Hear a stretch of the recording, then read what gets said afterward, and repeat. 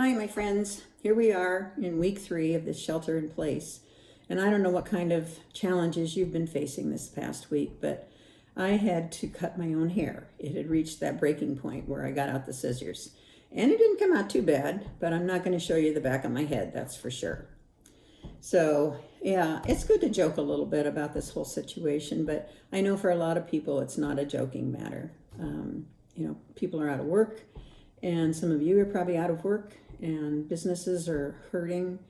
So I just wanted to make sure that if you are in that situation, that in fact, I want all of you to be aware that Hillside has some resources for you. The first one is the Christian Caring Fund. And this is a fund of money that is designated exactly for this purpose, to help people at Hillside who are in financial hardship right now.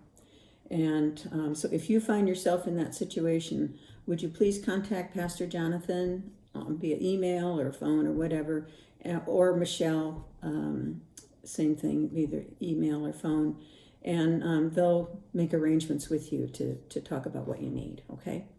And then the other resource we have is a food pantry, which has dry goods only, of course, but it's it's available to anybody who could just use a little help with groceries during any given week. So if you could use that kind of help too, please contact Michelle and she'll make arrangements with you to get some groceries. And if you're fortunately not in a position of financial hardship right now, this might be a great time to donate to either the Christian Caring Fund or to the food pantry. So if you want to do that, that would be wonderful. So the last time I was here with you doing this video thing, I urged us all to put the other person first and not enter into the battles that we saw on the news those first couple of weeks, and to just smile and say after you if you find yourself looking at the last package of toilet paper and someone else is there too. So I thought I owed you an update on how this has gone for me in the last week or so. It first involves me admitting that I went to a Starbucks drive-thru. I know that's not an essential service, but I was pretty happy when I checked my phone and saw that my local drive-thru was open. So off I went, and I pulled into the Starbucks parking lot and immediately saw there was quite a line of cars ahead of me. And I thought, okay, this is going to take a while. I just kind of settled down. But then I realized there was another line coming from the other entrance. And so there were 2 lines of cars now waiting and taking turns to pull into the actual drive-thru. So I thought, okay, I guess this will work out. It's going to be slow. But it was. Cars were taking turns and pulling into the drive-thru, and so it was all working out okay. But then when I got to almost the front of my line, I saw that the other line was empty, and I thought, hey, that's good news. But when I actually got to I was the next person in line, 2 cars pulled into the other line.